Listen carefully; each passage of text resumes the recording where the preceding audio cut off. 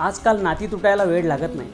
कधी एका छोट्याशा गैरसमजातून, तर कधी फक्त अहंकारामुळे, रागाच्या भरात आपण एखाद्याला असे शब्द बोलतो जे समोरच्याचं मन खोलवर दुखवून जातात आणि मग हळूहळू प्रेम कमी होतं आणि दुरावा वाढत जातो.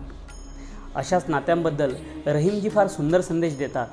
रहीमन धागा प्रेम का मत तोडो छटकाय, टूटे से फिर ना जुडे, जुडे गाठ पड जाय.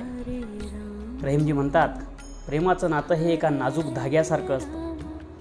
तो धागा जर एकदा का तुटला तर तो पुन्हा जोडता येतो, पण त्याच्यामध्ये पडलेली गाठ मात्र कधीच जात नाही. नात्याचंही तसंच आहे. एकदा का विश्वास तुटला, एकदा का मन दुखावली, किती नातं पुन्हा जुळलं तरी मनात झालेल्या जखमा ह्या तशाच राहतात. म्हणून नाती जिंकायची असतील तर शब्दापेक्षा प्रेम मोठं ठेवा आणि अहंकारापेक्षा माणुसकी.